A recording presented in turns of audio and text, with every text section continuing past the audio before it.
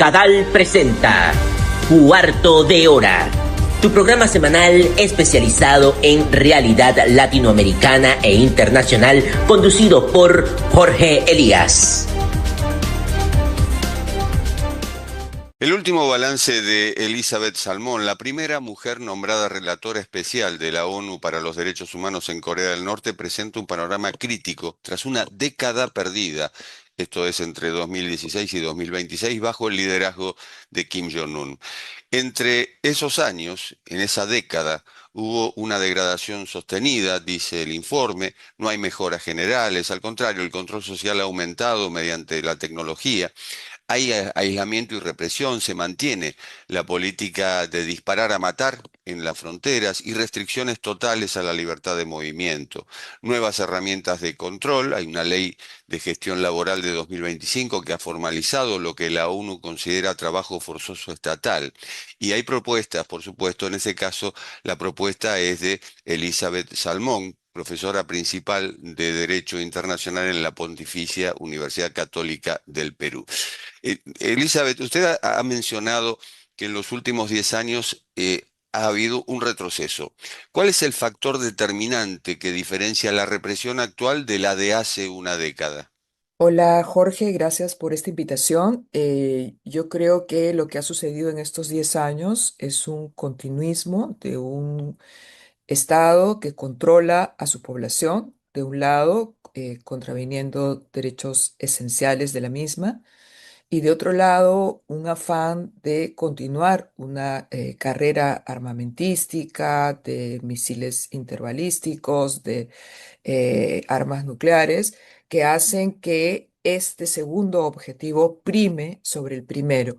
Entonces, mientras mayor es la voluntad y el deseo de continuar en esta carrera para preservar la estructura que hoy gobierna la República Popular Democrática de Corea, mayores son las exigencias sobre los ciudadanos que realizan actividades de trabajo forzado, que no pueden ejercer sus derechos y que además en esta narrativa de guerra, de amenaza permanente, no encuentran de ninguna manera un espacio para poder marcar algún nivel de crítica, algún nivel de cuestionamiento a la situación económica, alimenticia, de salud que viven en la actualidad. El informe destaca el uso de cámaras de vigilancia y reconocimiento facial. ¿Cómo altera esto la capacidad de resistencia o inclusive de escape de la población civil? Has mencionado algo muy importante, la libertad de movimiento en Corea del Norte no existe, ni siquiera para transitar dentro del Estado, es decir, de una ciudad a otra. El Estado determina dónde viven las personas y ciertamente mientras más leal al régimen se es, mientras más funcional al gobierno se es, las posibilidades de vivir en Pyongyang, por ejemplo, o en lugares donde el acceso a alimentos, a ciertos servicios básicos es mejor, eso está en directa proporción. Las personas que viven en las fronteras cerca de China, por ejemplo, son las personas que están sometidas a mayores controles porque en el pasado estas personas, muchas de estas personas lograban escapar y llegar a China y posteriormente, si las circunstancias lo permitían, llegar a la República de Corea, es decir, a lo que se conoce como Corea del Sur. Este número de personas que llegan a Corea del Sur ha descendido dramáticamente, mientras que en el pasado llegaba un promedio de más de 1.000 personas por año. En estos últimos años ha habido cifras como 63, 67 personas, ha ido aumentando y en el 2025 han llegado 224 personas, pero normalmente se trata de ciudadanos de la RPDC que ya se encontraban fuera de este estado y que han iniciado su tránsito, muchas veces traumático, difícil, hasta llegar a la República de Corea. Este sistema de represión, de disparo inmediato si alguien intenta cruzar la frontera, etcétera, es un sistema que requiere tecnología también. O sea, la represión Así como la tecnología es buena para tantas cosas, como por ejemplo para poder conversar en este momento, para poder ayudar a personas con discapacidad, para poder hacer llegar la educación, lamentablemente también hace en manos de la represión, en manos del estricto control, que esta política se vuelva cada vez más eficiente. Entonces, en realidad el panorama es muy preocupante para la comunidad internacional. Yo quiero compartir contigo una historia que me conmovió profundamente cuando estuve ahora en febrero de 2026 en Corea del Sur, en la República de Corea, del caso de un chico con discapacidad en sus veintes que escapó con el padre que era pescador, porque esa es la única forma ahora de escapar. Hubo algún problema de clima en el tránsito, el padre cayó por la embarcación, murió ahogado y el chico, que no tiene más de 25 años, con discapacidad intelectual, llegó nadando a la frontera de Corea del Sur y actualmente se encuentra en un centro de formación, de acogida. Tuve la oportunidad de ver su enorme tristeza, Jorge, su enorme fragilidad, el trauma que suponía para él que la única persona que trató de salvarlo, de sacarlo de un sistema donde no existen posibilidades, había fallecido. Entonces, yo creo que esta falta de información sobre Corea del Norte en los medios, por el aislamiento en que se encuentran, por la opacidad en la que viven, está haciendo que se vaya olvidando poco a poco a la gente de Corea del Norte. Y bueno, el motivo principal de mi mandato es hacer que eso no pase. Y qué historia realmente la de este muchacho discapacitado, la pérdida del padre. También ese énfasis que ha puesto en la perspectiva de género. ¿Sigue siendo la violencia sexual y la trata en las zonas fronterizas el principal riesgo para las mujeres norcoreanas? Totalmente. Desde el inicio de mi mandato tuvimos oportunidad de conversar hace algún tiempo. Yo he puesto mucho énfasis en el tema de las mujeres y niñas en Corea del Norte, las denominadas flores de la revolución. Además, en un contexto en que tenemos a la hija del presidente que sale en los medios, una niña linda, donde sale la hermana, que bueno, que tiene un lenguaje mucho más directo y agresivo. Y entonces uno podría darse la idea de que, bueno, la cosa no está tan mal para las mujeres en Corea del Norte, pero eso no es así. Ellas no representan a las mujeres coreanas de a pie, las que trabajan, las que sobreviven a duras penas, tratando de mantener a sus familias.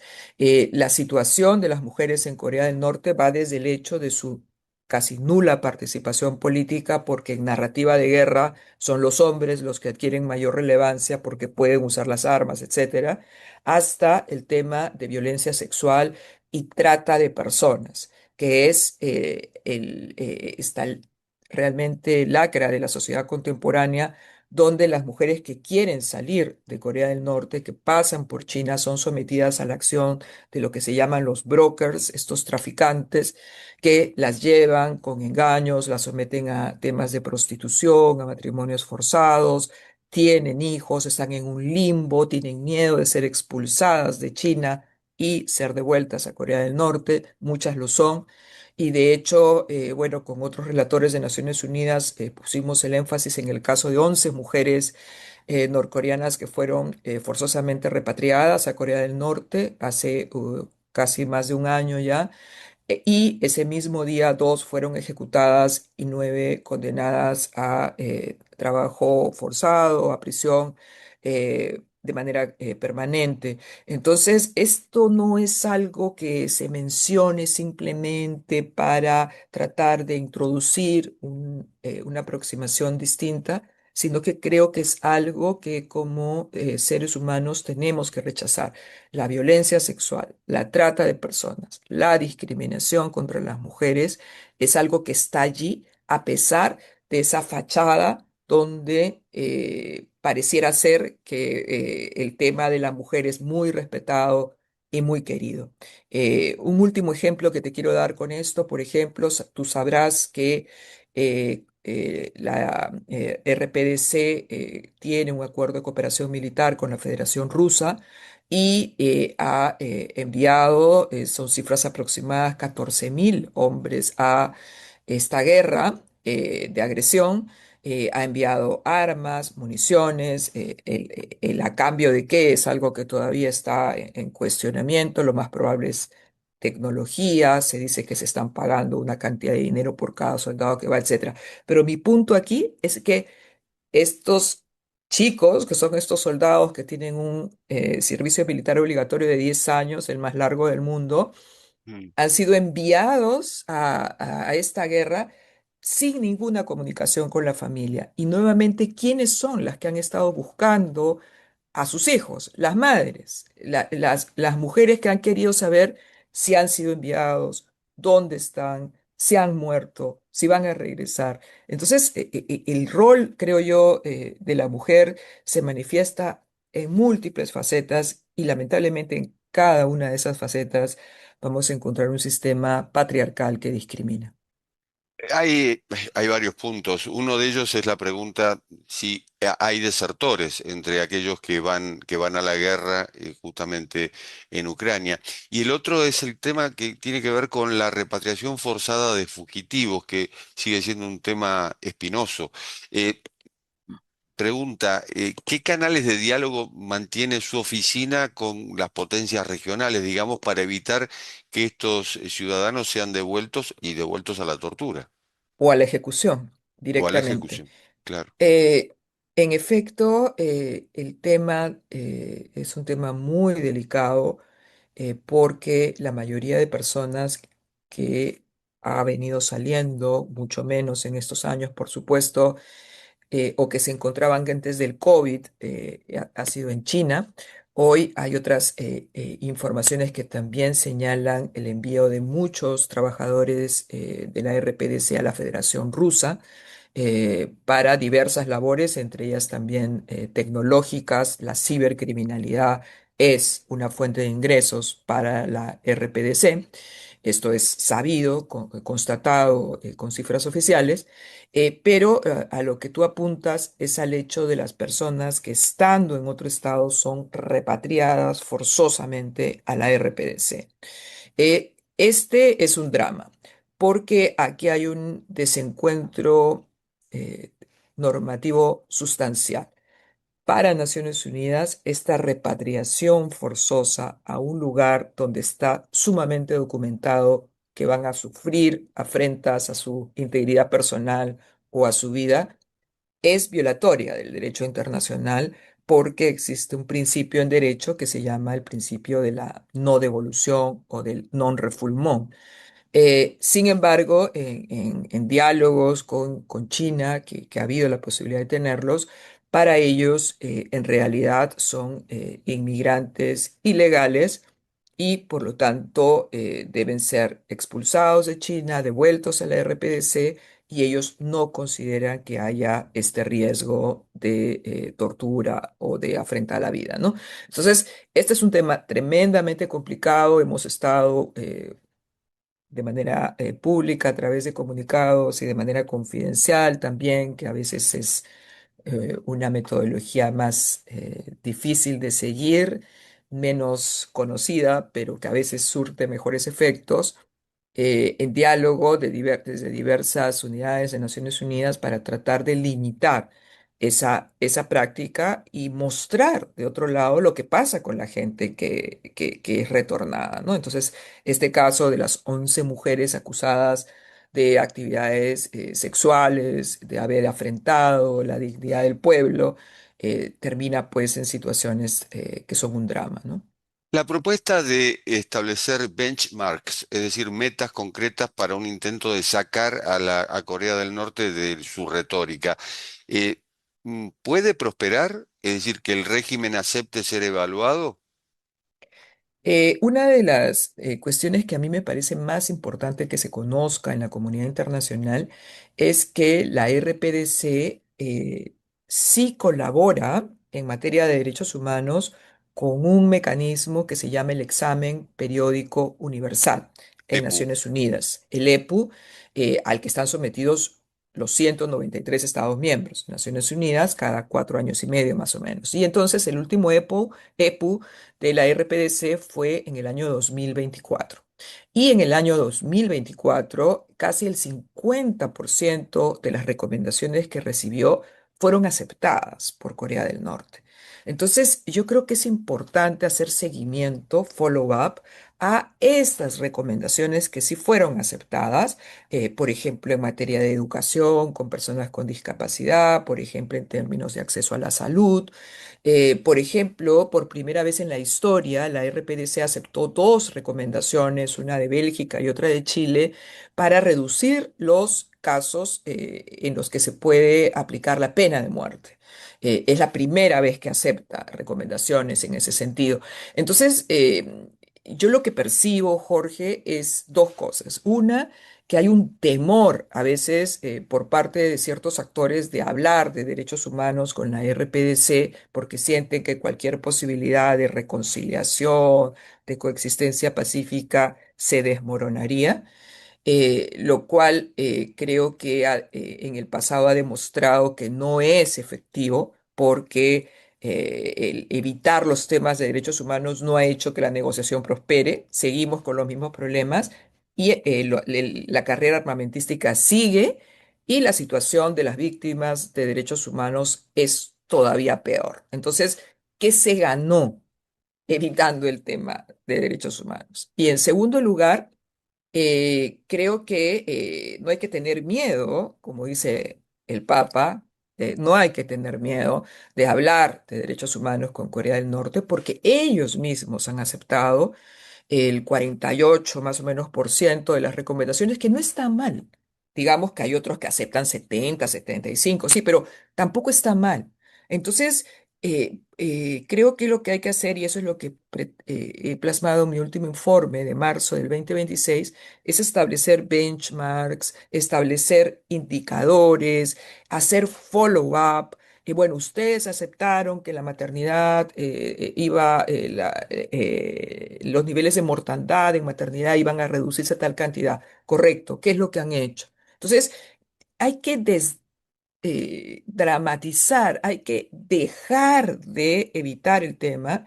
Creo que no es inteligente, no es jurídicamente adecuado y además desde una perspectiva ética y moral, no es sostenible, Jorge.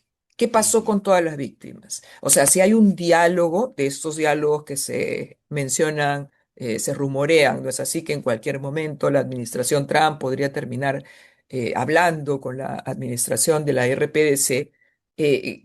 Creo que lo más probable es que el tema de derechos humanos sea dejado de lado.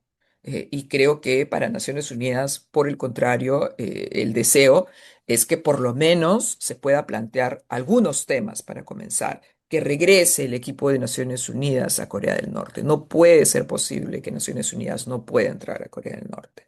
Que se sepa el tema de los desaparecidos, de la gente secuestrada, que por lo menos se devuelvan los restos humanos, ¿correcto? Que haya algún tema de control con el acceso a la comida, que es un gran problema ahí. Entonces, creo que por eficiencia, por cuestión jurídica y por razón ética, la necesidad de establecer mecanismos de control es imperativa.